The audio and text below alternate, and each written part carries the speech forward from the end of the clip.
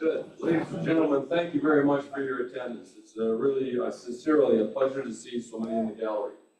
This council makes sensitive decisions every 2 weeks on matters of municipal importance, and very often there's only 2 or 3 in the gallery. We know that many of you are responsible for putting us in these positions at this horseshoe. And at the present, and of course, it's no secret that you are here because of the discussions on wind turbines. I can assure you that absolutely no decision has been made at this point at all. A decision has not even been entertained by many of us. That being said, there's many on the council and positions on council that share this view. We only ask that you treat us with the same respect that we treat you. And everyone gets 2 chances, okay, no more, if it's required. But I trust it won't. But again, it's a sincere thank you that you're here. We like public engagement. We have 300 pages to unpack tonight, council, so we'll certainly get right to it. I'd like to begin the gathering by acknowledging that the land upon which we meet is the traditional territory of First Nations people, with a long-standing relationship with the land, water, and regions of Southwest Middlesex. The nations along the banks of the Thames River include Chippewa of the Thames, Oneida Nation of the Thames, Munsee Delaware Nation of Moraviantown. We convey our respect to our First Nation neighbors and thank them for their contributions to our culture, our community, our past, and partnerships in the future. Disclosure of pecuniary interest, Councillor McGill, I noticed you have mentioned one on the Gardner Green, and I take note of that. Is there any other declaration of conflict of interest? Seeing none, we'll move on. Confirmation of the agenda. I would like to make a note that a notice of motion will be moved up to number 4 in your agenda. So what I'm asking you is to confirm the agenda as it's been circulated, and that number 4, we will bring up that notice of motion. The reason we are doing that is the audience are certainly welcome to stay, but by doing so, it moves it up so that if in the event your interests are looked after, then you have the opportunity to go home and enjoy the rest of your evening rather than to stay here till 9 o'clock. Okay, so that's why we would like to move that up. Confirmation of the agenda is the remover and a seconder. And please take note that replacing delegations and presentations to the notice of motion. Is there a mover and a seconder for that, please? Okay, Don McCollum, Councilor Bing. All in favor? Carried. Number 4 has been stated. Council, we'll entertain that right now. The notice of motion, Mike, would you like to lead that off, please? Thank you, Mayor Mayhew. Thank you to everybody who's here tonight. It's great to see democracy at work. I have a petition here from the ratepayers with 178 signatures, and I will read the motion.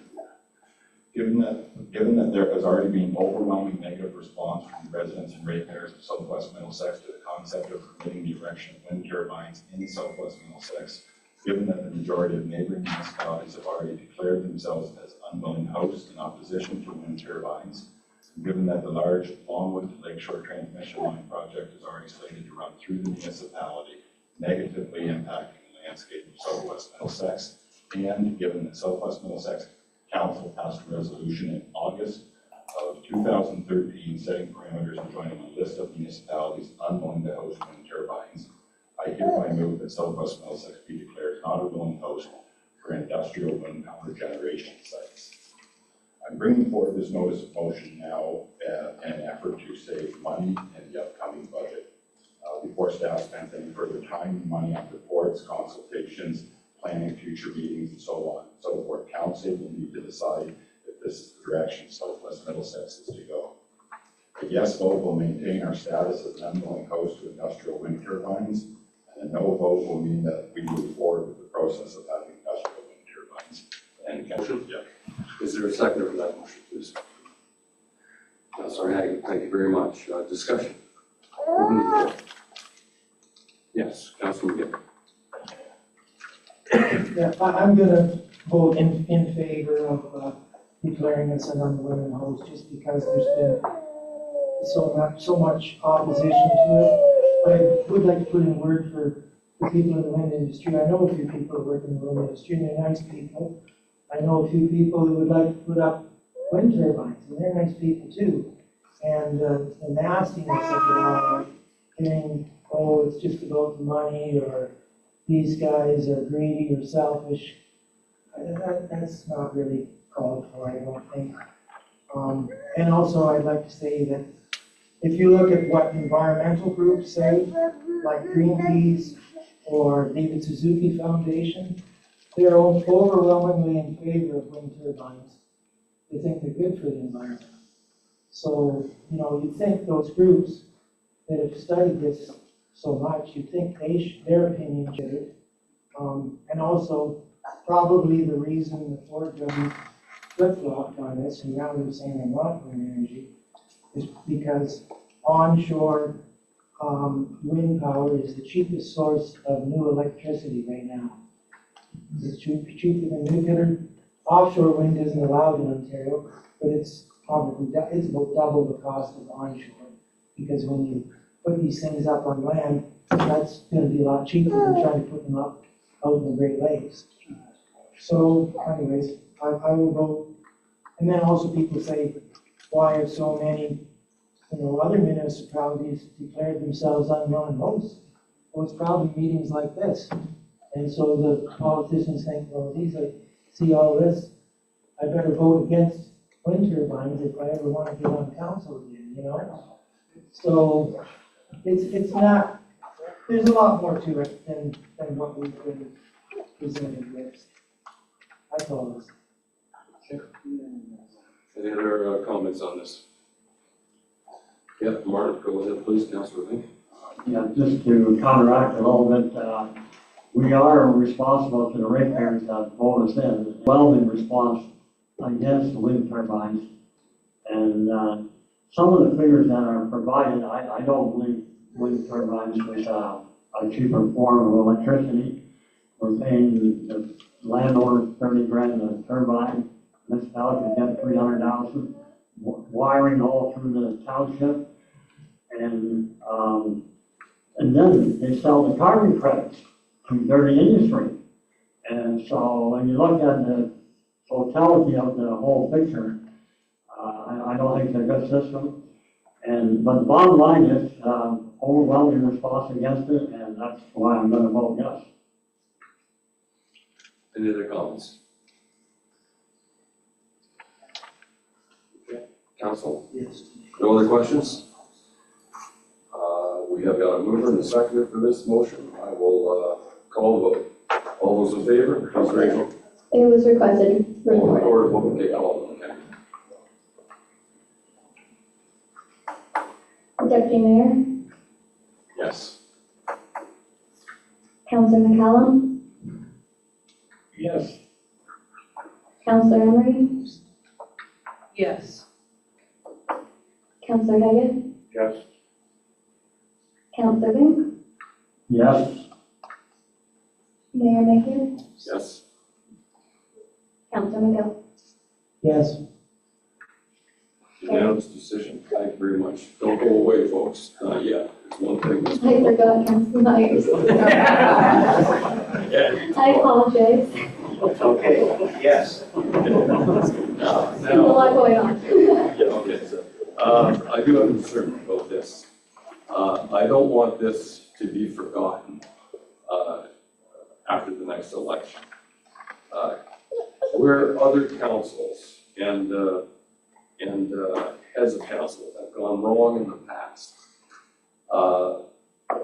Councilor Schuldice, is that they did not ask staff to prepare a bylaw so that this could be enforced. So as mayor, I'll make that motion that we instruct staff to prepare a bylaw indicating the decisions of council, and that this will have some longevity to it and some credibility to the actions of this council. Without that, this decision that we've just made could be very easily overlooked. So can I have a second for that? Okay, thank you very much. Discussion.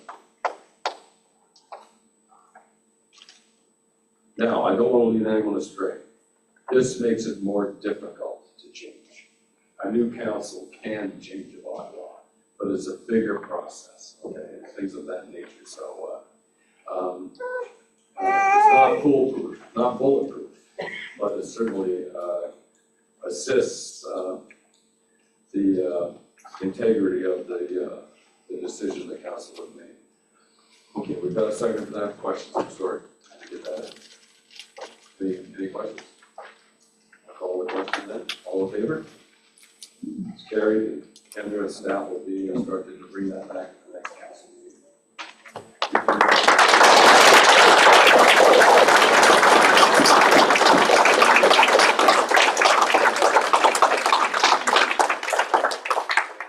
Thank you very much.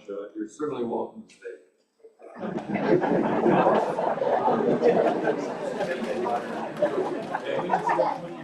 Don't forget, August 2026, nominations for council coming in. So put your name on there.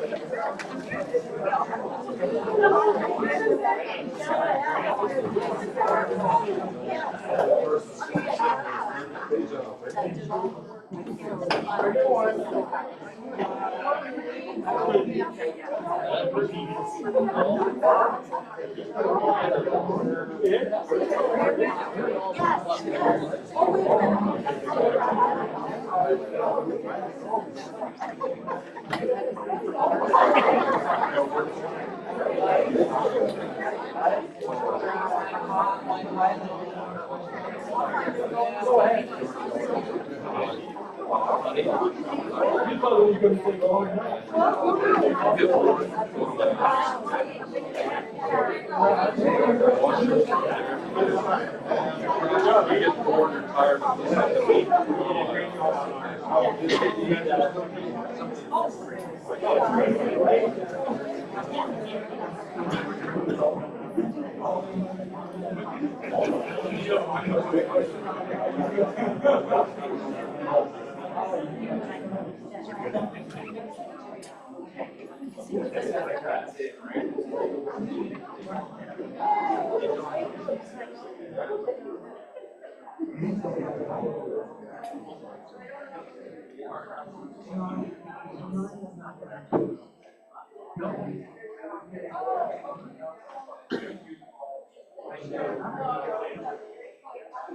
Just while I got the microphone, my wife needs to ride home. I know Gord Crawford's sitting back there, so I might take her, okay? Sure enough. Do I have to make a motion for that, Gord, or is it all right? That's quite all right. All right, that's good. We've traveled before. I know you have. I'll give you a ride, Linda.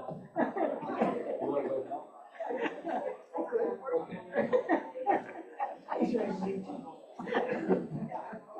You heading home? You gotta keep it in there. We're leaving. We may not be heading home. We're staying. Hey, Linda, I'll give you a key. Come here. Just in case.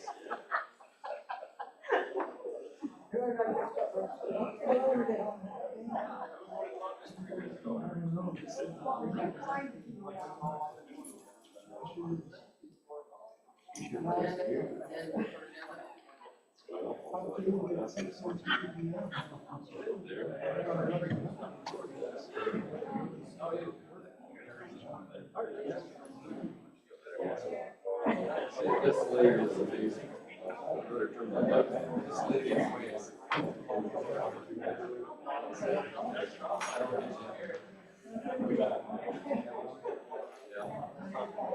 Hey, Gord, make sure she gets in. Okay?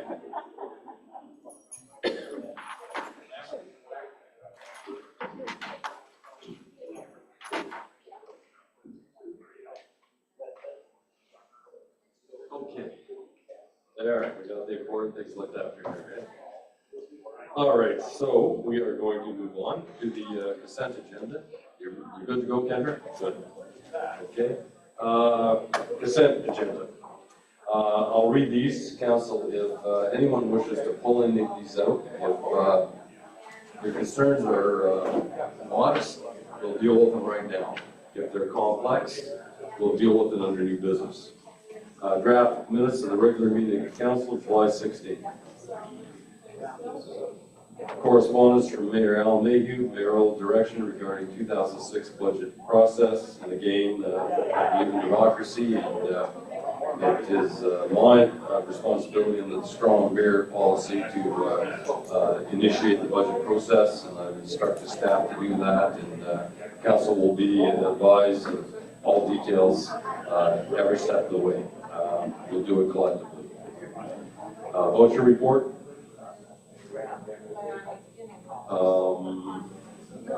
Abby Hedl Jacobs, Planner 2, Middlesex County official update. Regarding the Village of Newberry, planner notice of completion of the application, public meeting. Middlesex County media release, Middlesex County appoints new chief administrative officer. Middlesex London Board of Health, household food insecurity, primer for municipalities. 5.8 Local Ontario Integrity Coalition for elected voice, meeting invitation for Ontario municipal councillors. Town of Kingsville, resolution of support regarding opposition to Bill 17, protect Ontario by building faster. Town of Elmer, resolution of support regarding advocacy for increased support thresholds for Canadian veterans. I would too, and I'll second that. It's been moved by Deputy Mayor Scholdice, seconded by Mayor Mayhew, that we support the Town of Elmer's resolution to make sure that our Canadian veterans are looked after financially. Any questions? All in favor? Carried. Okay. Township of Zora, resolution of support regarding the governance of Thames Valley District School Board. And Municipality of Tweed, follow correspondence to Honorable Doug Ford, Premier of Ontario, regarding proposals for consideration of challenges facing small rural and northern communities. Janet Drysdale, CN, Senior Vice President, CNR, proclamation for Rail Safety Week. Council, you've heard the consent agenda. We have dealt with 510. What's your pleasure? Want to adopt this as accepted? Thank you, Councilor Myers. Councilor Haggett. Questions? All in favor? Carried. Council, we have a committee of adjustment that we have to look into. I'd like to have a motion that council go into committee of adjustment at 6:19. Is there a mover and a second? Yep. Councilor Binks, seconded by Councilor McCollum. All in favor? Carried.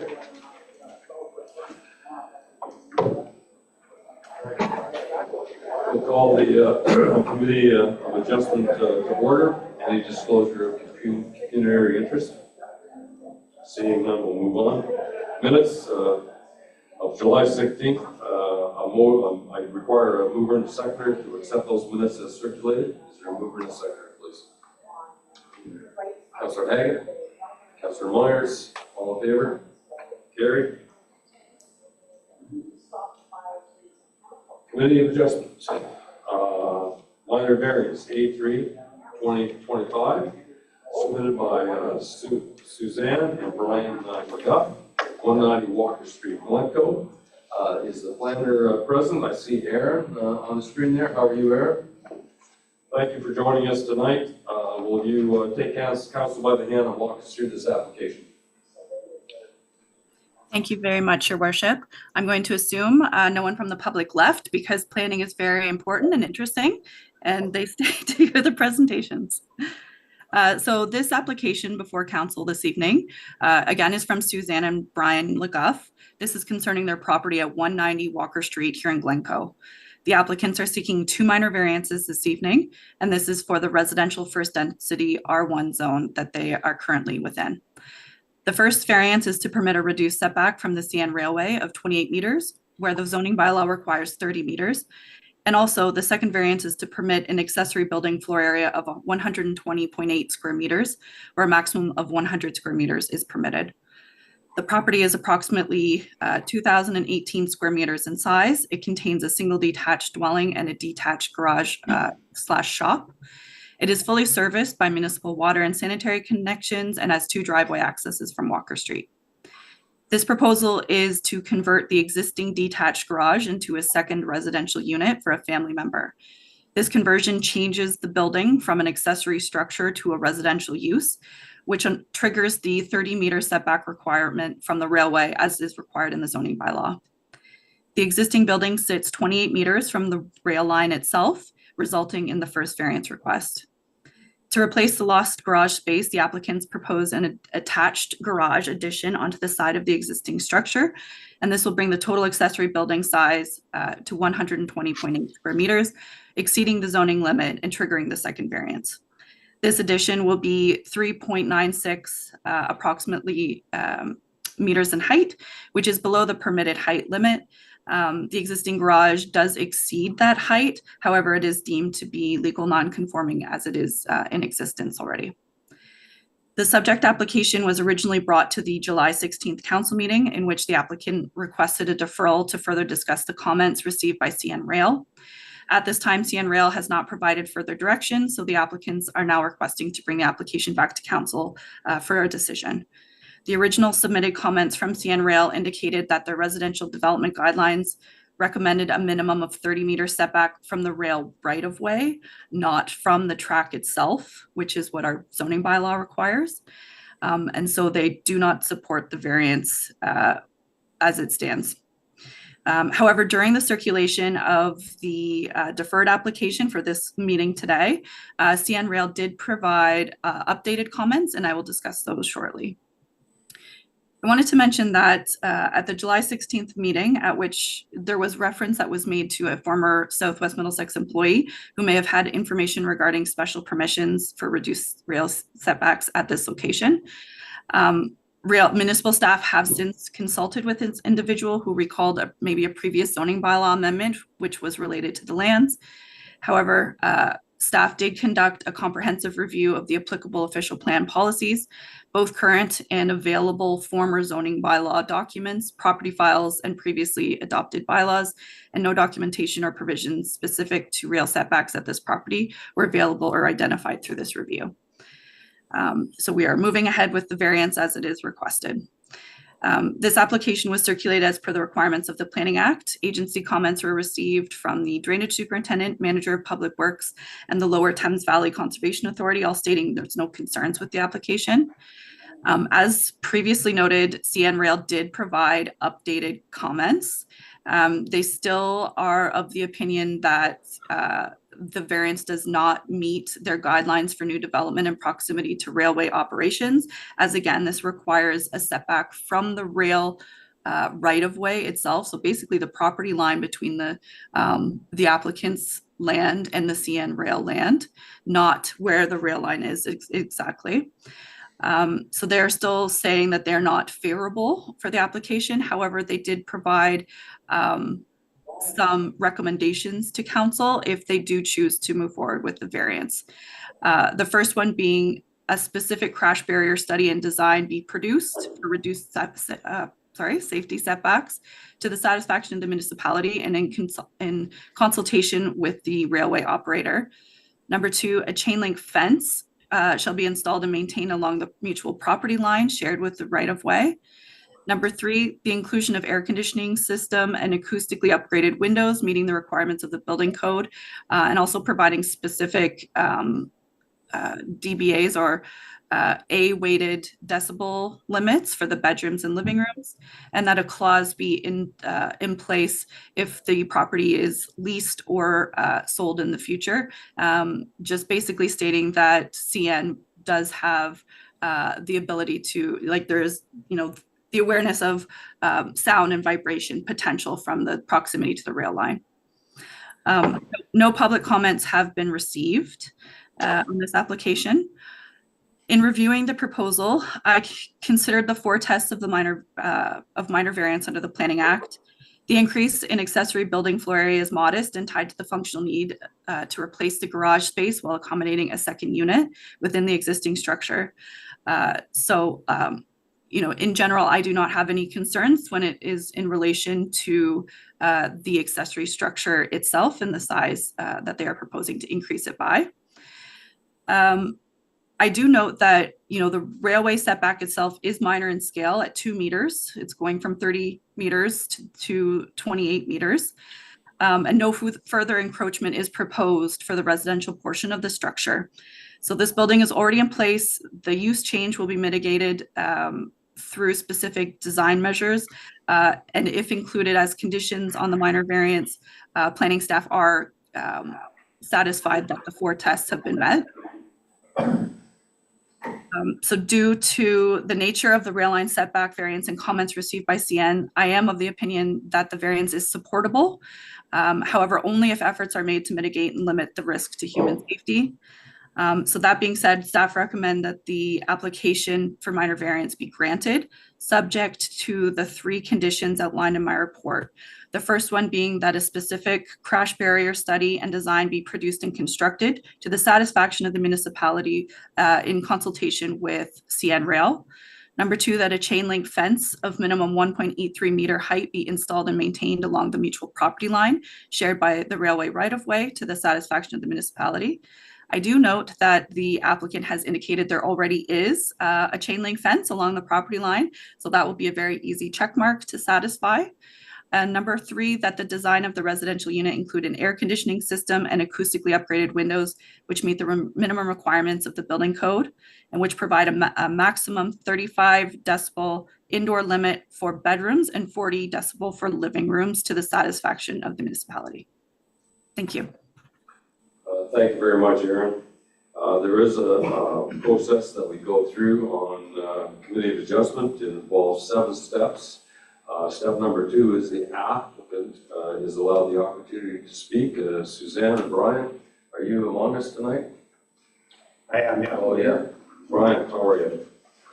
Thank you for coming. Yeah, we'll get you a mic there. And just, there's nothing's formal, Brian. Just, even if you want to say hello, that's good. Oh. Actually, you guys have already addressed the fact that when my wife and I purchased that double lot beside the tracks on Walker Street 12 years ago and built our house, we were told that we were grandfathered into the old setback, and that was 10 meters at the time, and we complied to that to build our house and our shop. And at the time, it was contingent on that we bought that property. So I know you've already addressed that. Basically, this is for our children. So we want to I need my family all under one umbrella. Yeah. They live in a house that my company, my wife and I, we just had to close down our house building company because of the lack of the demand for new homes right now. So it is, we have to get those guys back on our property, and this is why we're doing this. So it's for ourselves, it's for our family, and it's kind of, they're having a hard time maintaining the house. When we were working, when Sue and I had our business, we were subsidizing their rent and to meet the demands of the cost of the house. And now that I've had to take early retirement, we can't do that anymore. So I just want everybody, and I mean, it's a small thing, but I did have a heart attack a year and a half ago. And I thought to myself, if something ever happened to me, I'd be leaving my wife and my kids in a bad situation. I need them all together, and we're never selling it. We're retiring in this house. This will be it'll be multi-generational house. We're not doing it again. The other issue in regards to the crash barrier study, I looked into that a little bit, and it sounds like it's going to be first hugely expensive, but not just that, it almost doesn't make sense with our property. I did bring some photos that can be passed around to council later, but with the layer of trees, mature trees there, I can't even see being able to do a crash barrier berm along there without knocking down all the trees. And frankly, the trees are probably more, in my opinion, more of a barrier than what a berm would be. Just something to note. We can leave these pictures with council too. Okay, just leave them with our clerk Kendra with the Sure. black sweater on, and council will after the meeting and take a look at them. First of all, I want to thank you, Susan, for that, and Brian. The City Solis, you're not the only one in this position. Okay, as mayor, I hear stories such as this every week without fail. Over a 4-year period for every week, and it's a common chapter in the current history. And we know we have 5 plans of subdivision basically approved, and there's not a shovel in the ground. Your comments on the new housing market are right, and we're sitting here waiting for that new assessment, and it's not coming forward as quickly as we'd like it to. We understand that. Anyway, we have a great planning department with Aaron and Alana. You will, however, need patience with CN. They're tough to deal with. They are, and it's just going to be a process that you'll have to go through step by step. But in the end, I'm sure you'll get what you want. You'll be asked, Brian and Sue, to speak again in this process. As I said, there's 7 steps, but you're not mandated to come to that one again if you don't wish. Just let us know. Committee members' remarks. Any questions? Yes, Councilor Myers. Yeah, Suzanne, Brian, you know how much this crash barrier test is going to cost? It said anywhere between 5,000 and 20,000. It just depends. The crash at the $5,000 mark would just be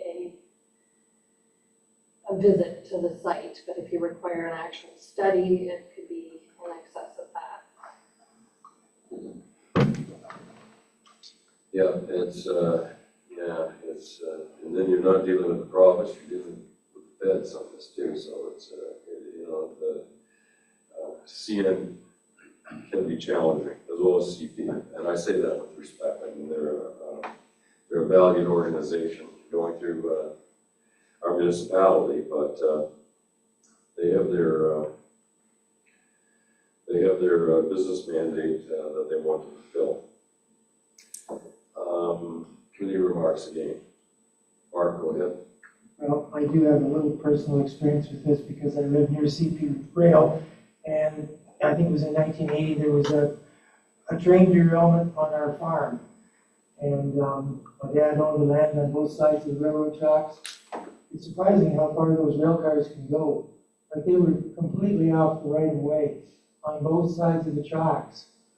So the railroad's saying you should be back 30 meters, and if you're not back 30 meters, you have to do some things to remediate that. Might seem like a bit of overkill, but I think there's reasons for that. Maybe, yeah, I'm sure there is. Last call for remarks, anyone? There has been 4 and 5, step 4 and 5, no oral submissions or written submissions have been received. I see Kendra shaking her head. Applicant's final remarks, Brian and Sue, Suzanne, anything else? Any concerns? I just wanted to point out that I know of multiple residences that are actually closer to the tracks. I know they were grandfathered in, but they have no visual, sound, or crash barrier, and they're still there. I mean, they're still, I know you think you want to put your kids there, you're taking a chance, but I think the alternative might turn out to be worse for us. Yeah, I think too, your Because defense. I'm sorry, but we still have to sell that house that they're in, and it's not a good market right now. Mark's remarks are true and well taken. But the speed limit of those trains, the kinetic energy involved is faster in the country where Mark's Farms are than what they are on 190 on Walker Street. Those train in a derailment, those vehicles can travel a long ways, but the higher the speed and farther they travel, I would think that they would be going. I know they would be going faster out at the township than they would be through Glencoe. There's stringent speed limit restrictions on that, so the chances of experiencing something like what Mark reiterated in Glencoe would be slim to none. I don't think the kinetic energy would be there to travel that far. Okay, committee's decision. We have a recommendation has been made. It is subject to the three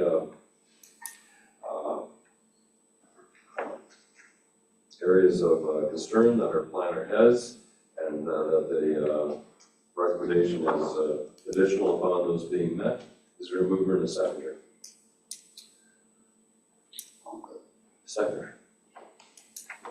So, Councillor Ed and Councillor Haggett. Councillor Myers, all in favor? All opposed? Carried. Okay, we've got that. Minor variance application A4, 2025, submitted by Charles Metcalf and Mary Ann Corrier, 147 Main Street. The planner, if you would, Lana, you've got this one? Okay, walk us through it.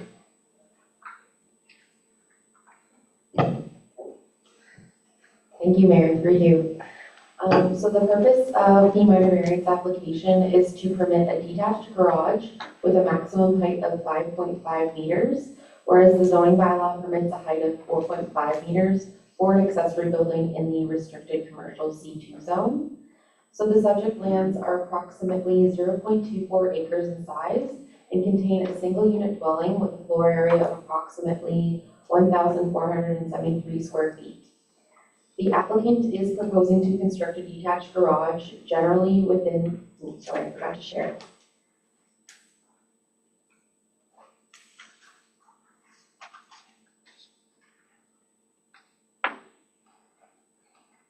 Okay, sorry. So generally within the northerly side / rear yard, so we can see that here in the red box.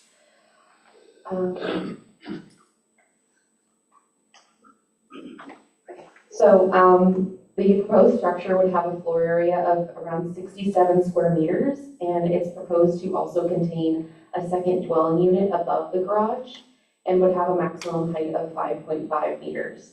So the restricted commercial C2 zone relies on the provisions of the residential first density R1 zone when it comes to buildings that are accessory to a single unit dwelling. And the R1 zone states an accessory building shall not exceed 4.5 meters or contain more than 2 stories. And the applicant is seeking the increased maximum height to ensure that the structure can accommodate that second dwelling unit, while also ensuring that the garage has sufficient height. And staff note that the property does not currently contain a garage. So the lands are designated downtown core within the official plan, and they're zoned restricted commercial C2 according to the Southwest Middlesex zoning bylaw. So staff have evaluated the application against the 4 tests of a minor variance and are of the opinion that the application meets all 4 tests in that the variance can be considered minor in nature, it's desirable for the appropriate use of the land, the variance maintains the general intent and purpose of the official plan, and the variance maintains the general intent and purpose of the zoning bylaw. So the increase in height from 4.5 meters to 5.5 meters is considered minor in nature, as the increased height is not anticipated to create adverse impacts on neighboring properties. And while the proposed height exceeds the minimum requirements by 1 meter, staff is of the opinion that the increase could be considered minor, as the structure would be in the interior / rear yard of the property and would be set back from the exterior lot line further than the existing dwelling, which mitigates any visual impacts from the roadway. And additionally, the applicant has advised that the proposed building would not be greater in height than the dwelling and would remain subordinate to the single-unit dwelling. Furthermore, the location of the proposed detached garage would generally be in the side and rear yards, and it wouldn't alter the character of the area or increase the usability of the building beyond a residential use. So through the circulation of the public meeting notice, agency comments were received from the county engineer, the St. Clair Region Conservation Authority, and the Lower Thames Valley Conservation Authority, and these comments are included within the report. And since the writing of the report, the drainage superintendent advised no concerns. No public comments have been received to date, so staff recommend that the report be received for information and that the minor variance application to permit the construction of an accessory building with a height of 5.5 meters be granted. Thank you. Thank you, Alana.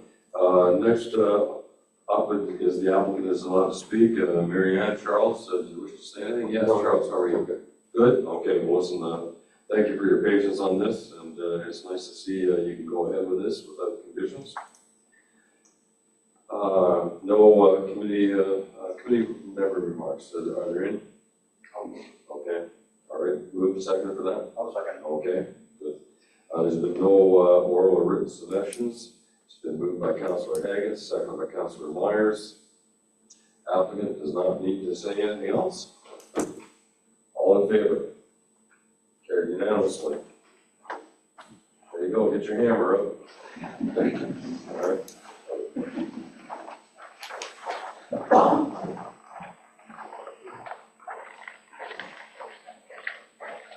And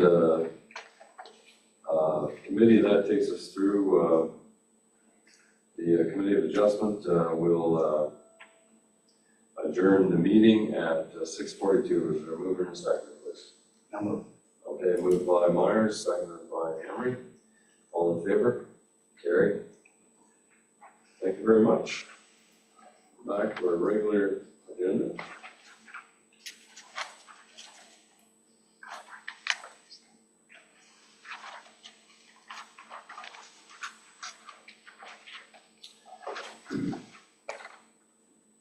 Council, we are going into a quarter revision at this time, and I'll appoint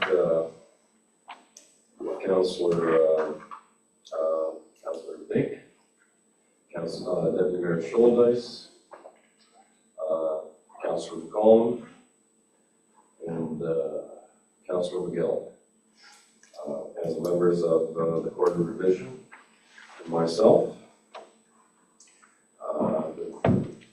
I'll make that a recommendation, and without any objections, I'd be happy to chair that. Mover and seconder. Councillor Schuldice, Councillor McCollum. And we'll temporarily adjourn the council meeting at 6:44. May I have that move to second as well, please? Thank you. Marjorie, Mark, all in favor? Carried. Good meeting, George. It's great to see you. Thank you for being here. You grab a microphone there, just in case council has something for you there. I remind everyone in the room that this is regarding the apportionment, and the engineering is done. It's a done deal. First and second reading of the engineering process has already been done. So we're focusing on the apportionment. The engineer and staff can give an overview of the work required, and shall I let George lead it off? Andrew, you're there. If we need you. Okay, go ahead, take it away, George. Thank you, Your Worship. Yeah, for the Court of Revisions tonight, we have not received any appeals, so I believe there is nobody contesting their areas as to where their land is derived from. Nothing's been brought to my attention, so I would just seek clarification that the clerk has not received anything, and I would recommend that the schedule of assessment be accepted as is. Okay, thank you. Andrew, that means everyone's happy, I guess. So, you will comment. No questions from affected property owners? Request for those present to add or remove their name from the petition? Comments from members of council? Seeing none, decision, first and second reading of the bylaw, if required, if passed, we can deal with that later. The recommendation is before you. That the Council of Municipality of Southwest Middlesex accept the engineer's report in reference to the Chinham Drain 2025 and refer to the bylaw section of the agenda for first and second reading. Is there, You got the wrong resolution. it is? Yeah. Oh, So it's that the assessments that are levied by Street and Associates dated June 2nd, 2025, and adopted by provisional bylaw 2025-072 to pay for the drainage works known as the McAlpine Drain 2025 be confirmed. thank you very much, Kendra, for pointing that out. I'm reading too low here. Okay, is there a mover and a seconder for that recommendation? Councilor McGill has moved it, seconded for that. Councilor Lee has seconded that. Discussion? All in favor? All opposed? No. Okay, good. We got that done. 7.2, we're looking at the Chinham Drain. We will engage the same members of the committee. Mayor Baker? Yeah. We just need a resolution to exit the court of revision. Okay, at this point? Okay, all right. We will take that, and the time is 6:47. We will adjourn the court of revision. Mark? McGill? Tom Collum? All in favor? Carried. Okay, we're back to staff reports for 7.2, a meeting to consider the Chinham Drain. Council shall consider the report prepared by Street and Associate. Give the opportunity for any person who owns land within the area requiring drainage to assign the petition an opportunity to do so. George, number 2 on your list, introduce us to council, please. Thank you, Your Worship. We are pleased to present a report on the Chinham Drain 2025. This was a Section 78 request to improve an existing drain. In this specific situation, it was actually improving 2 existing drains, one called the William Drain and one called the Chinham Drain. Both these drains were older now. They were constructed in the 1980s and were starting to fail and were undersized by today's standards. So there was a request to improve these. These is in the area of Centerville Drive and Haggerty Road. And there was approximately 2 kilometers, 1.4 kilometers of tile and 250 meters of open ditch that was looked at this. There were several proposals prepared for the landowner to consider who had requested this. These included an 1.5-inch design trying to salvage parts of the existing drain that were in better condition, and also 2-inch design salvaging and then full replacement at an 1.5-inch and a 2-inch design. The owner ultimately decided to go with 2-inch design, replacing the existing as much as possible. There are some cover issues. We do need some low in the field, so there was some cover that needed to be brought in.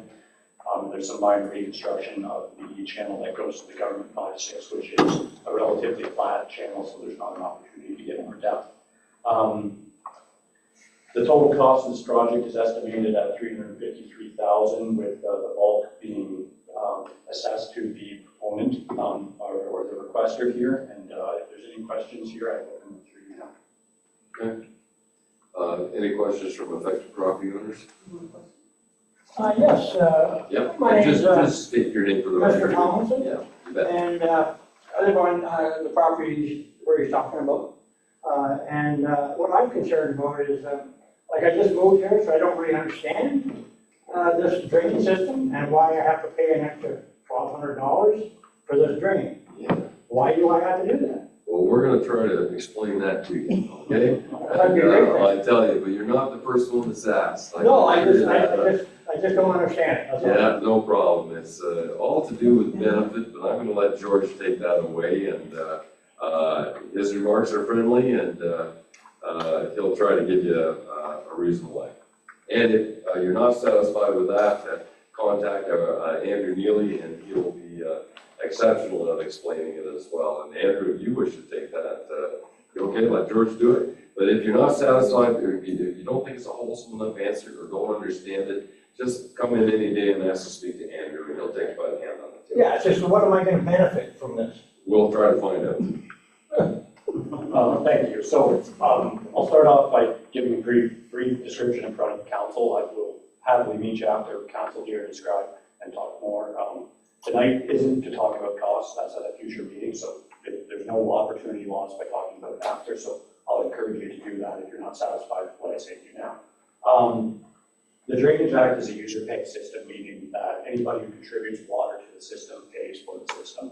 Once that cost is determined, once the cost of the project is determined, it's assessed in two ways. There's benefit, which is properties that benefit from the construction, and there's outlet. In this specific situation, your property has been assessed outlet, meaning your property drains onto the property that is benefiting from this. So your water travels off your property during a large rain event, goes onto your neighbors, and then this piling system picks that up. So as it is a user pay system, it's not a municipally funded system. These are under the Drainage Act, which, like I said, are user pay.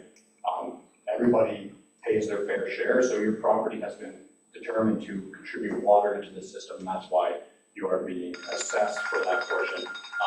For outlet, it's typically based on, how much area you have contributing to it, and also your land use. So, typically something like a forest is at a lower rate per hectare, and something that, say, an industrial park or a road would be at a higher rate per hectare, with, farmland or residential lots being kind of in the middle. So that's how the basis of the assessment is. I'm happy to sit down and kind of go through those numbers with you after and see if you have any concerns, but that's a quick overview of how that assessment process would work. Okay, now,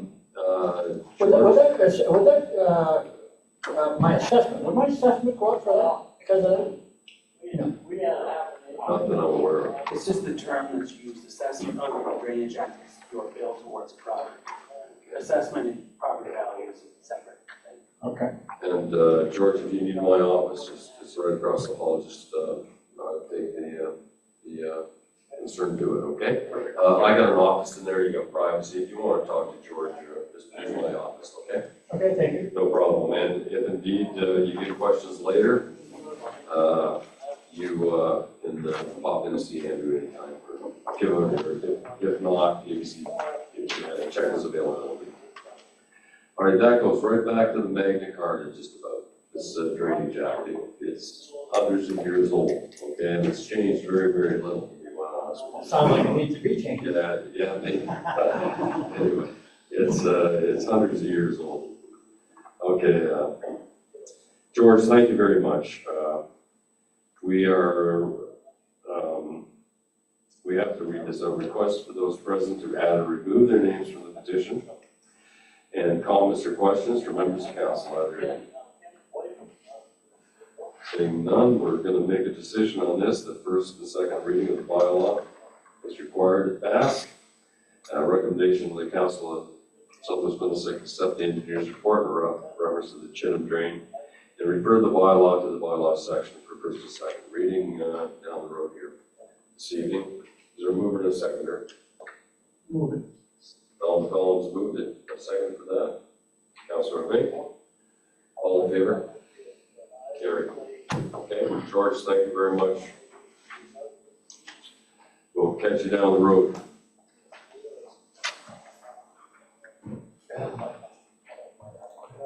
Staff report.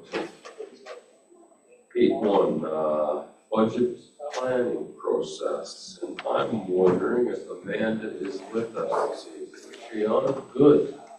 But we're sorry to interrupt your holiday. I thought we'd see a Happy background New Year, of Mayor lake Mayhew. and, loons, things like this. I tried outside. It was a little noisy. Yeah, we hope we don't have any connectivity problems. We'll do our best. Amanda, please lead us off on 8.1, budget planning process. Thank you, Mayor Mayhew. Through you, Council. Before you is support preparations for our 2026 budget process.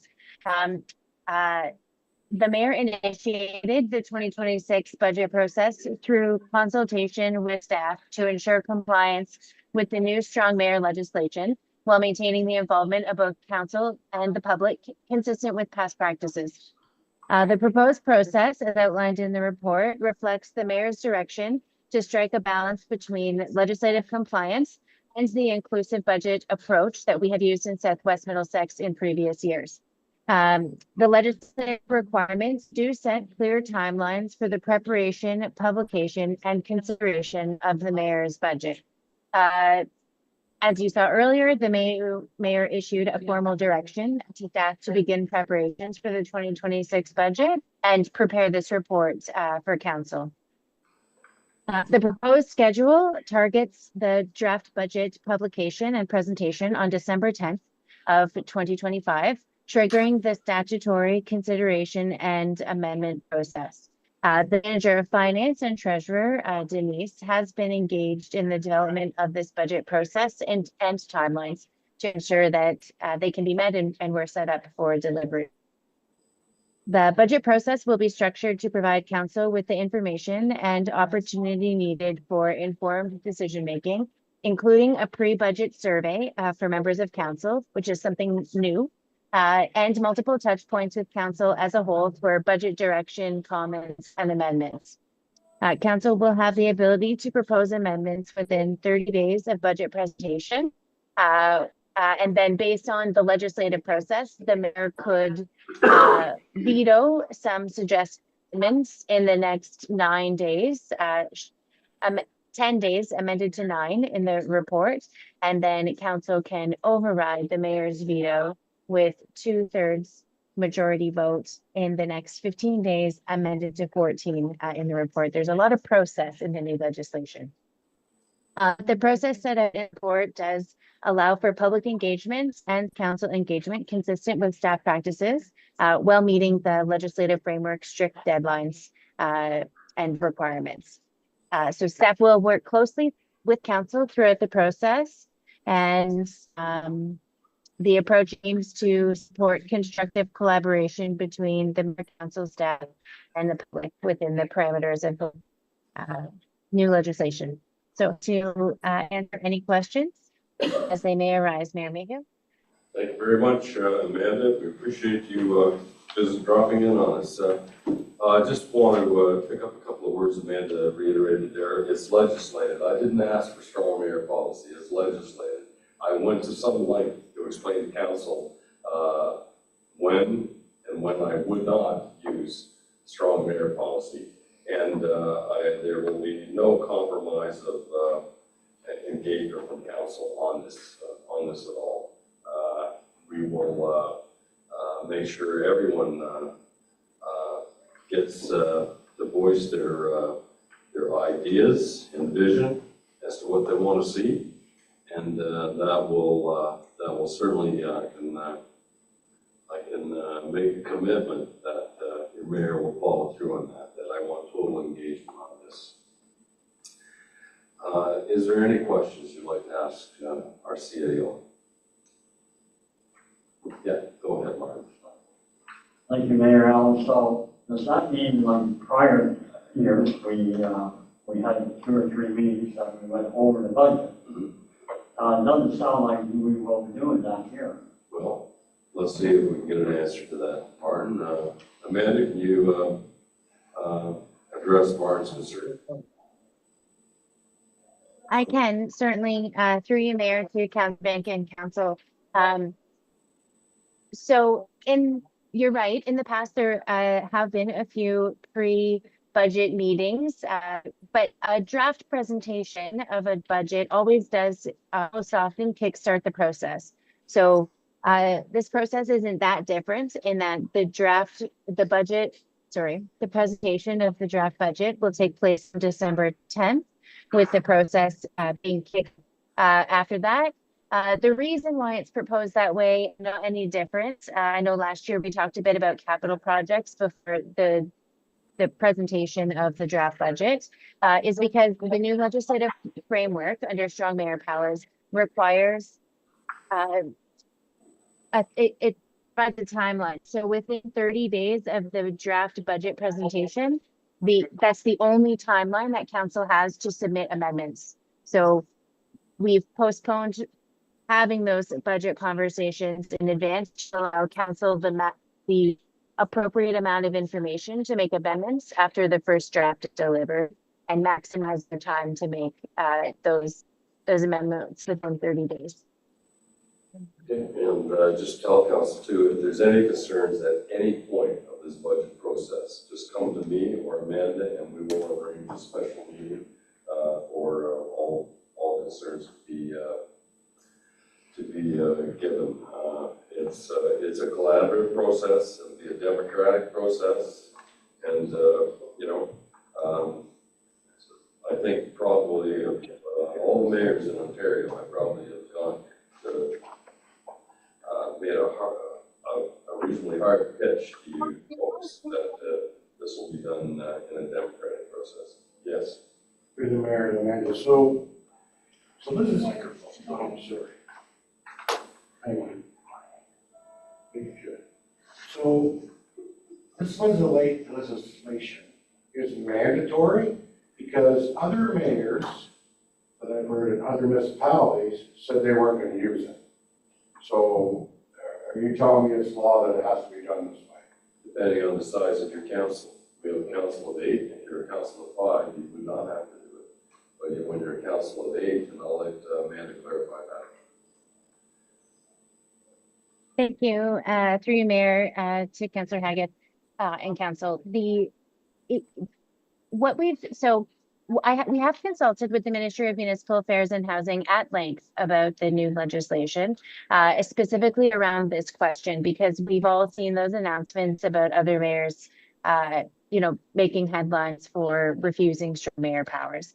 And there are some instances where strong mayor powers can be refused, or it's not actually refused. They need to delegate to staff certain powers, things like the hiring and the firing of the CAO or certain staff members. Those types of things can be delegated. However, the budget process cannot be delegated. And we've had that specifically confirmed from the Ministry representative. So what that means is the mayor is required to prepare a budget. The responsibility of preparing a budget is the mayor's responsibility, and they cannot defer it in legislation. And the way to work within our existing process is to set up something like this report proposes, which is a more collaborative based process where the mayor directs staff to begin on his behalf prepare a budget.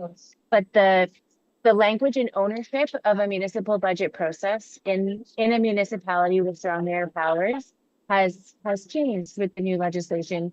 The budget is the mayor's budget. Rather than, a staff budget that then comes to council for deliberation. In theory, the mayor could prepare his own budget and present to council without staff involvement in strong mayor municipalities. So I maybe went on a little bit there, but does that answer your question, Councillor Haggett? Sorry about that. Thanks. When Amanda came in and sat down in my office that you have to do the budget, and I said, no, I don't. This is a collaborative process. So what we're doing, that we are, and I said I hate that terminology, the mayor's budget. I said it's not. We want staff input and we want council input. So what this does is directing the request of the mayor to be sanctioned by council to advise staff to begin budget preparations. And it's important because we've got Denise as a new treasurer here, and she wants to get going on this.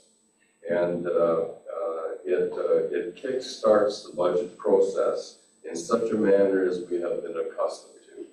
And it ensures, this is the last time I'm going to say it, that it ensures an engagement by council. I'm not saying that again. I've said it enough. Okay. There is a recommendation here. Any more questions? Yes. Thank you, Mayor. Just a little bit of a side note, the launch of the council grant application process is in September. I just wondered, it seems to be kind of wide open who can apply to that. And I just wondered if we could get a bit more information, not tonight, on what the criteria is for those grants. Because I was contacted by a lot of people last year wanting in on it. And to me, it seemed wide open. Okay. Just something to think about for the future. All right. Amanda, you need to seek clarification on that statement from Deputy Mayor Schultheis, or are you okay? I actually, I couldn't hear it very well, so I do need some clarification, unfortunately. Okay, is this, when you say grants, you mean donations? Yes. Individual, donations to volunteer organizations is what I think Mike's referring to. Grants, yes. Yeah. Got it? And Yes. we changed that on request, where it used to just be handed out. Yeah. I think it's by request. Yes, so in line with our policy, which does require currently that council grant requests be submitted, we will continue to advertise council grant application opportunities. Recipients to submit an wish to be considered. We have built that, Denise and I, into the proposed budget timelines for that advertising process and that contact with our existing recipients. Okay, that's fine. Okay. Any other questions? Seeing none, the recommendations before you, council, require a mover and a seconder for this adoption. Who will move it? Deputy Mayor Schultheis, second for that, please. Councilor Emery. All in favor? All opposed? Motion has failed. So we cannot start the budget process. That's a curveball. That is. And, I'd like to ask on what grounds we would not support a budget process to begin, because we have a staff that are paid to do this, and it's part of their job. Then would you take, in the interest of the corporation and having this done, how would you like to see this recommendation modified so that it will be acceptable to council and they can start? And Amanda, I see your hand up. No, I'm happy to add a comment after council responds to that question. Okay. Council, how can we make this better for you? We can't change provincial legislation. Okay. Councilor Vink, what do you want? Anyway, Mayor Al, I think what we can do is, I believe other years, the staff set up a preliminary budget. And we have a meeting or two to discuss it. And that was what the motion, I believe, indicated. Yes, Denise, if you can provide some clarity to this, it would help. Or any suggestions. I'm here to answer any questions. I did collaborate with Amanda on this particular report. If you take note on the December 10th meeting, that is your preliminary meeting in which we will actually present the budget. We will go through the budget. We will highlight projects. We will highlight cost of living increases. We'll highlight any of the conversations or the projects or line items in every department in which council would like to have further clarification. We will provide all of our backup in the budget binder, as you've probably received historically. And you'll receive different types of information that will provide council and mayor to make informative decisions and request of staff to bring back informative information. So the December 10th, I think on December 9th, I would encourage council to have a really good sleep, because there's going to be good conversation, and that's going to be very similar to what you've received in the past, where you get your budget binders and we start going from the top to the bottom if that's what council wishes, and there may be wishes to do. And that's where council gets their preliminary discussion. Then you're able to have another follow-up meeting special meeting on January 7th, or anything that staff has been requested to take back for additional information or review, staff will bring that back, distribute that, and then that's your second conversation to have questions and answers in regards to deliberations. So I think it's the timeline. I'm wondering if it's the timeline that is presenting confusion because the words may be different based on the legislation. However, I do promise you that this process is what has been followed in the past, and allowing council to be part of the conversation every step of the way, and then of course making the decision when the meetings line up and the timeframes line up as Amanda's pointed out in the rest of the report. I'm happy to answer any other questions in regards to what has happened to the past with what's going to be proposed in December for council to review. I think that clarifies it well. Any questions council would like to post to Denise through the chair? I think the council have to consider too that there is a process here, and it's important to follow that process, because if staff are delayed at getting this budget, it costs the municipality more money in tendering certain aspects of the budget. The sooner we get our requests out to the marketplace, general, the bid processes are. And that's been stated by other administrations in the past that we've had.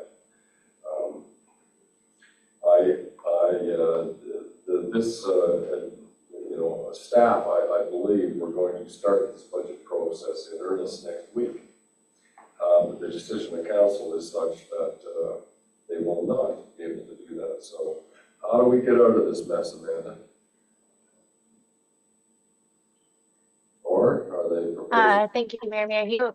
Through you, I would suggest that for now, we take that direction from council. We can answer some questions off from the councillors who have some questions of the proposed process. I can bring back a report to council with another budget process recommendation to our next meeting, as this is something that needs to be decided quickly, because it is something that we are off.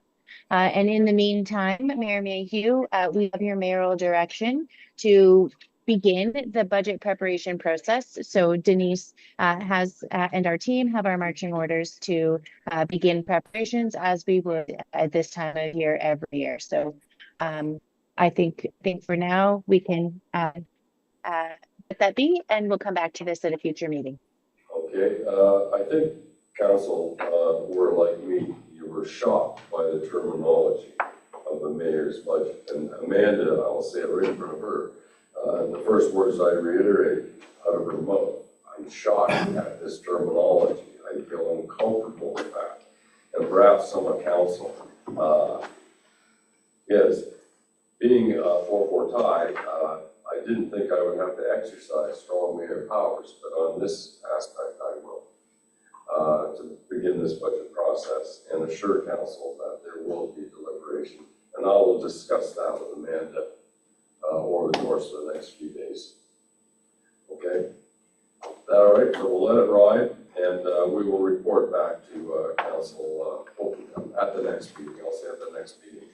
But I don't want our staff waiting around in limbo, wondering what to do and not having the ability to move forward with the 2026 budget. I think, yes, and Amanda, I will advise, I want to be very transparent about this. I would be less than a leader if I just accepted that we sit on it. We're going to proceed with this. No. And we'll keep, go ahead. Wouldn't another way out of this is, I don't know if the treasurer's explanation helped, helped today any of the 4 that voted against, but I think if a recommendation is defeated, somebody that voted against can bring it back to the table, and if we get a 2/3 majority, then it passes. I don't think it's necessary, but anyway. And then we don't have to have Alan use strong mayor powers, because I'd really not like to see this process start that way. I mean, I don't think any of us wanted the strong air powers, but they are what they are. That's what we have to deal with, so. And I want to thank Denise for her explanation. It was stellar. And I think it should, put my mind at ease about the transparency and the engagement of council. And I trust others were listening. We should give that explanation. Deputy Mayor? Thank you. Just for clarification here, it says on December 10th, 2025, meeting to present a proposed operating budget. Is operating and capital, or is it just operating? Through you, Mayor, yes, it is. Deputy Mayor. It will it's both be both. We are presenting operating both and capital and operating this year. Okay. And they will both be launched on the same date. They'll be presented on the same day, December 10th. Okay, perfect. Thank you.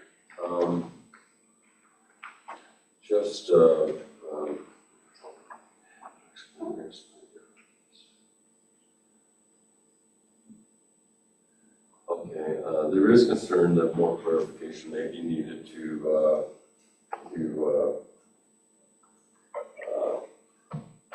win over those who objected. May need more clarification. And Amanda's willing to reword this recommendation and bring it back to the next council meeting, okay? Just to see there's to add a twist to it, that there's more clarification. All right, but certainly don't want to let this linger. Councillor Lane? Thank you, Mayor. Just one more clarification. So since you used the strong mayor, or you say it's legislated, so at the very end, the minority could actually pass this budget. Is that correct? The way this is set up now? I have indicated that I would be unwilling to do that. I would be unwilling to do that. What I want to see is that our staff engaged in the budget process so that we can get this.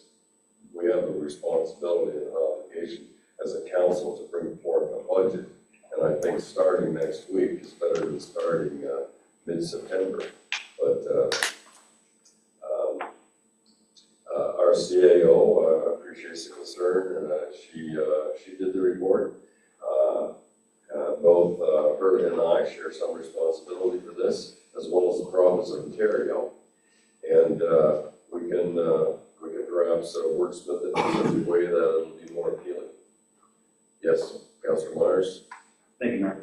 I don't like the wording myself, but you're going to say that majority is going to rule?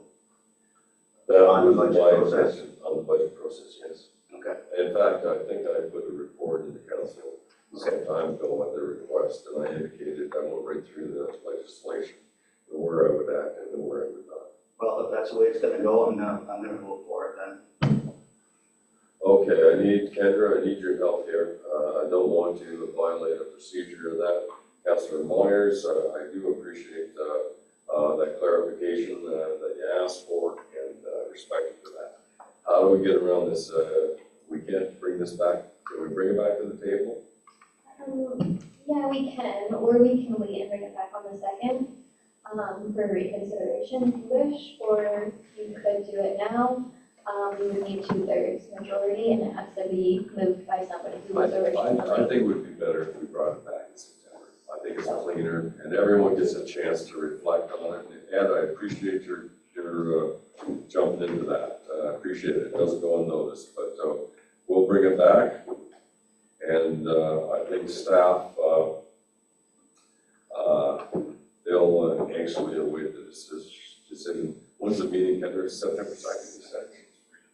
Okay, so we're good to go the first of the month there. We'll get AMO over with because there's a few of us away, including staff, okay? So there won't be a lot done over the course of the next 5 days, 6 days anyway. So we'll bring it back, and I'll make sure that I connect with Amanda on this, and we'll try to clarify the legislation. And if any of the councilors voted against this, give me a call or drop in my office and chat with me. We'll try to find out where the recommendation went wrong, but I do encourage you to check the province's mandated legislation on this. It's not that we asked for that terminology.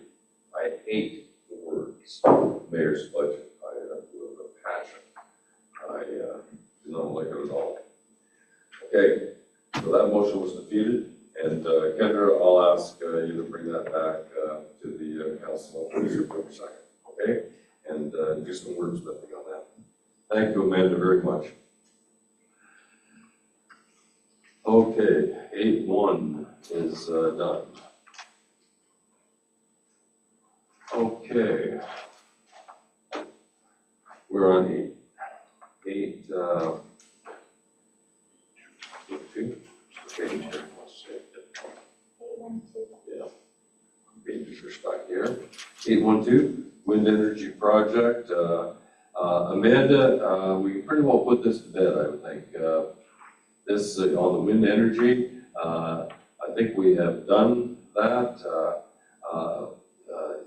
Could I interpret 8.1.2 as being redundant at this time? I think that's appropriate. But I would suggest just a receive and file motion for the minutes and record. Okay, all right, we will take 8.1, and the recommendation will be to receive and file for information purposes only. Is there a mover and a seconder? Okay, Councillor Link, Deputy Mayor Schuldice, all in favor? Carried. Clerk, parking lot. Bylaw amendments. Kendra, can you walk us through 8.2.1? Yep, so following the council resolution in July, staff reviewed the current bylaw, which lacks specific rules on RVs, trailers, and oversized vehicles. Block sightlines, pedestrian and traffic safety issues were some of the things brought up. So the proposed amendments and definitions were added for recreational vehicles, trailers, and oversized vehicles to ensure clarity and also introduce a new regulation, section 3.5, which prohibits parking of these vehicles on municipal roadways for more than 5 consecutive hours. While also if there is a trailer, it needs to be attached to a motorized vehicle, meaning if there's a utility vehicle or utility trailer, it can't just be parked in the roadway. Should council approve the amendment, staff would then seek the Ministry of Attorney General approval for the set fine, and then they would need to order new ticket books.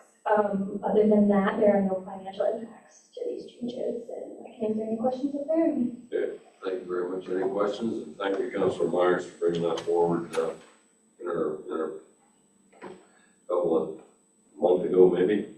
Any questions?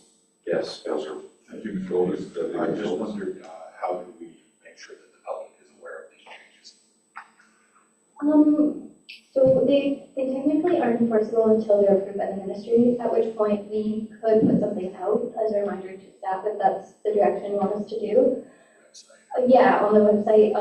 The bylaw, I think, is listed on the website, so the new one would be put up. But if you want an additional notification, that's possible. And yeah, further to that, Kendra, can I assume that they would be acted on by complaint as other bylaws? Yeah, so it would be treated the same as any other bylaw enforcement issue within the municipality. Yeah. Okay, thank you. I don't believe so. Yeah, just our bylaw. I don't think this is under the traffic control OPP. This would be under bylaw, right? Bylaw enforcement officers? We'll check. Okay, I would think it'd be bylaw enforcement officer. They can fine. And when we asked the Attorney General to approve the fine structure that we would implement, that information goes to a bylaw enforcement officer. Okay, mover and seconder, we got that for this, okay, we know, mover and seconder for this, Alan McCollum, Ed Myers, all in favor? Carried. Finance, there's none. Public Works, there's none. Yes, yes. Oh, Public Works there is. Beacon Drain. Yeah. And the gardener, yeah, okay. 841, yeah, Laura's not here. I see that you will be taking this place. Go ahead. So the Deacon Winship Drain Access Bridge replacement was a request that was submitted to staff. This is similar to what council has seen before. Options were given to the landowner, and the landowner has opted to go through Section 78 of the Drainage Act to replace the bridge for the OMAPRA grant and also cost sharing upstream. The other option would have been to replace it on their own. They would absorb the whole cost. So at this point, I would recommend that council accepts this request and that property owners be notified and as outlined in the recommendations that I have. Okay. Again, council, this is a request under Section 78. Property owner has, every property owner has the availability to file one of these. Mover and seconder. Mr. McCollum. Mr. Hagan. All in favor? Carried unanimously. And Andrew, 842, the Gardner Drain Award and Stinson McCollum Drain Tender. Thank you. So both of these are on one report, as you can see, and council is also aware with regards to the Gardner Drain that there has been issues brought forward regarding the lowest tender bid on the Gardner Drain. So I'll set that aside just for the moment, but what I would recommend, given that there has not been anything brought forward for the Stinson McCollum Drain tender award, that it be awarded to Natalie Excavating with the price of $86,800, excluding HST. And I am open for questions or inquiries regarding the Gardner Drain. We have some options, and I'm open for questions for those options. Okay, go ahead. Yes.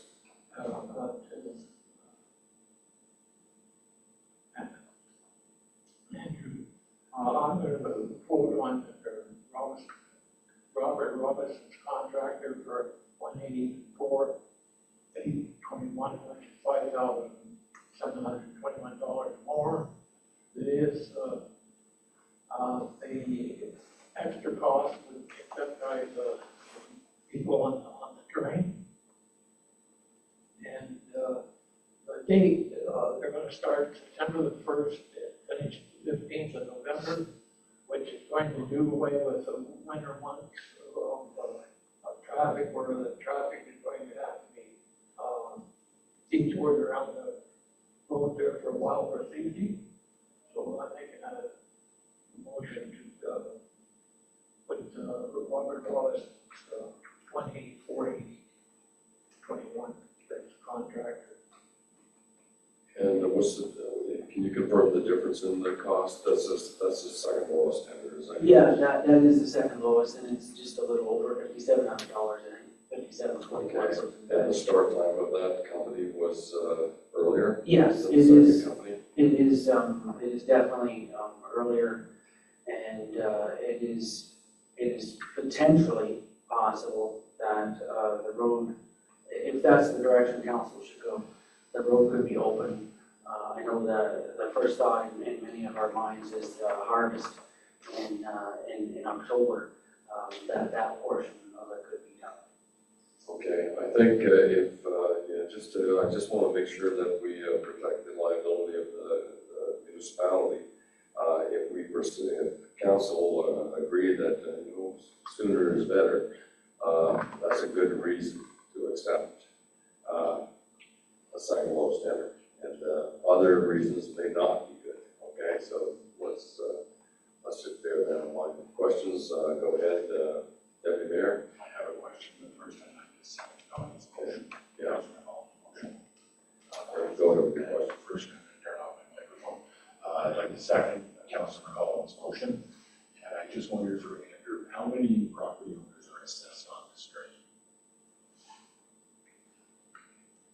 I wasn't expecting that question. There's, If I could interrupt for just a second. there's multiple properties, many of which are owned by the same properties. It is a larger watershed. And that's, it's hard to say just on the spot. I don't have that in front of me. Okay, all right. There was another hand there. Yes, Councilor Hack, please. I know it's only 5,000, but, can they sue? That's an excellent question. Always, to start off with, yes, always. However, I guess to give you a better answer, there is an elevated risk of liability. However, if the date of starting the project is more agreeable, that would be a direction to go, rather than the possibility of any kind of slander of any contractor. That's why the chair reiterated that purpose. I want to focus on the date. I can understand Councilor McCollum's direction was that I think it's more convenient. I'm in as an input. Yeah. Yes, Amanda, please go ahead. Thank you through Mayor Mayhew to Council. To answer that question, Andrew, I think did a great job, but I want to be direct. Yes, I think to go with the second lowest bidder, the municipality is opening itself up to liability. There's a risk there that choosing the lowest bidder would not provide, and the lowest bidder has not, had any reason why we wouldn't select them from a documented legal performance or any other kind of standpoint. So that is my direct response to that question. Council still at the end of the day makes the decision, but yes, I do believe we are taking on liability and risk despite the timeline reason. For your information. Yeah. Thank you, Mayor Shoulders. Try this question a little bit differently. We have a petition with 11 names on it. Would that constitute the majority of the landowners on the street? Can you speak up?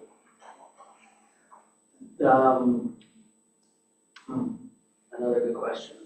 That would constitute a large portion. I don't know if it is a majority.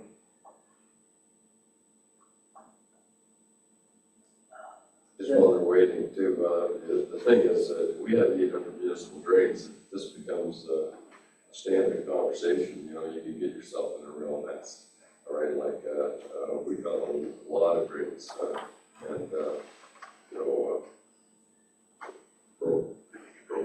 Amanda, yeah, go ahead. Yes, Amanda, again, please. Yeah. Thank you through you, Mayor. If there was a petition that didn't have the majority, whether the petition has the majority of assessed owners or not, the liability on the municipality remains the same. So our procurement policy and the Municipal Act set out our processes, and the decision still carries the same amount of liability and risk. That's it. Thanks. It's staff's responsibility to tell all of this. Okay, Councilor Baker. Thank you, Mayor. I just sent an email to Andrew earlier today, just to verify, and we do have on our tender that the lowest tender is not necessarily accepted. So I'm going to be voting with Don McCollum's motion. Okay. Councilor Haggett. I can see Councilor McCollum saying too, but in past experiences with municipalities, when it says, everyone says the lowest bid is not always taken, and when they don't, they get sued. And that's a past council meeting too, on a different matter. So, And the county used that policy that lowest areas. they've been sued. Yeah. So I'm just throwing it out there so you understand. So, that's your thing. Thank you. Okay. To add to Councillor Haggett's comment, yeah, the contract does state doesn't necessarily have to accept the lowest tender. However, that doesn't protect us from being sued. It might fare a little bit better in court, but there's still costs incurred having to go to court to defend that position. That doesn't help relations with contractors if we do go to court. It's never pleasant in that case. But yes, but as Amanda said, and as I said before, that there is that increased risk of not. What is there the possibility of adjusting the date? Would that make a difference? I don't know what George could weigh in on it, or if Amanda did, if the lowest tender were to adjust the date, does that make a difference? I know it's a little bit odd for me to propose that at this point. I think that would be part of your administrative responsibility, having to tender and knowing the confusion it may, the impact on harvest. I think that could be an administrative decision on your part. You can a tender. If you don't like the date, you can call the guy up and say, "Do you mind changing this?" So I think that is under your administrative command. It looks like Amanda has some input. Just before Amanda goes, Don McCollum is very patient here. He set his hand up. Don, please go ahead. Yes, there again, now, we've done this a couple times to the township. We're gonna turn your mic on. We've done it a couple times to the township where the person didn't like the drain that was lowest tender, and we give it to the second one up. That's happened twice that I know. Yeah, but we put on a lot of tenders. 2 out of how many? Anyway, Amanda, please go ahead. Thank you for your patience. Certainly, through Mayor, I was just going to state on Andrew's suggestion about alternate timelines. I agree, Mayor Mayhew, that perhaps that's a suggestion we could make to the contractor. But Andrew, I presume the tender had applicable timelines in it. The work had to be done by and/or deadline. And the lowest bidder has met those deadlines that were specified in the tender. So we could certainly ask them, but point of the tender process is for them to submit their timelines, which they've done. Thank you. Thank you very much. Stay tuned. Any further questions? We'll take one more. There's been a mover and a seconder for this. The chair will call. Oh, yes. I would just like to clarify that both tender awards are in you're moving both. So you're moving McNally being awarded the Simpson McCallum and Robinson. So both? Cool. Yeah. Yeah. Just McNally on the Simpson McCallum as well, and then Robinson to the gardener. Yes. Okay. All right. Kendra, I'm going to ask for a recorded vote. I won't forget anyone's.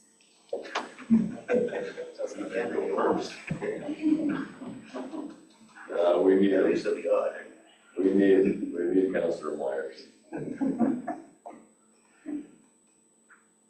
So it's Go ahead, yeah. And Amanda Middlesex, she's on.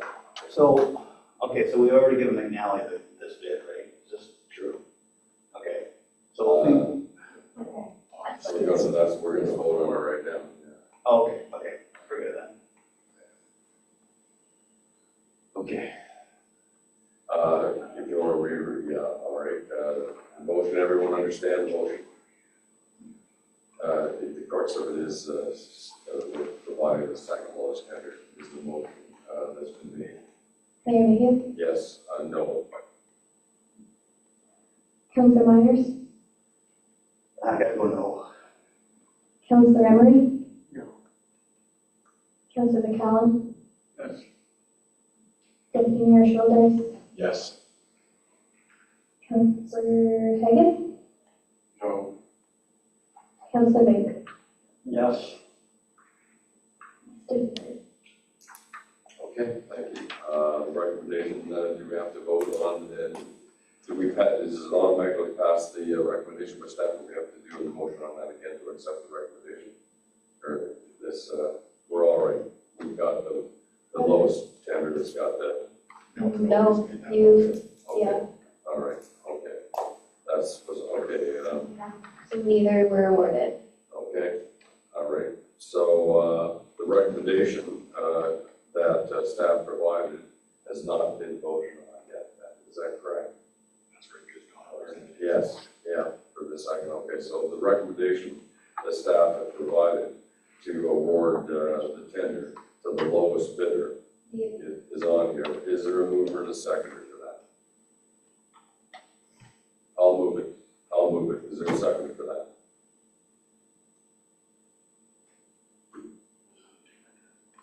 We're going with the lowest bidder. Someone has to get a job.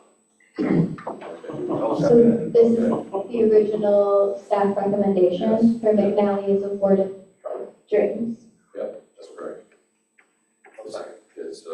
It's in relationship to our procurement policy, which we have done in the past, okay? And, all right, questions? All in favor? 1, 2, 3, 4. All opposed? 3. Okay, it's carried. You're lucky you sat this one out, okay?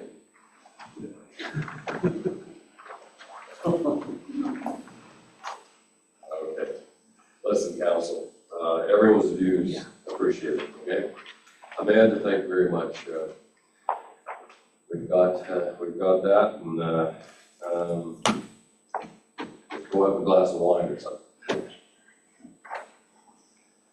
Okay,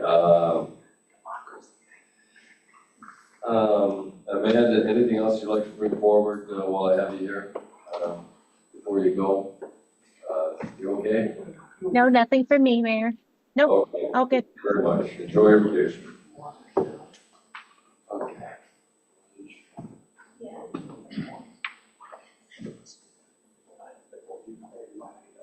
Okay, so we're, Kendra, just refresh me, where are we? Are we through that at 8:05 now? Item number 10, Item number- receiving for information. Okay. Yeah. Yes, we can do that to the petition regarding the opposition to the installation of industrial wind turbines. The recommendation is before you. It can now be received for information, and it'll be kept on file for years to come.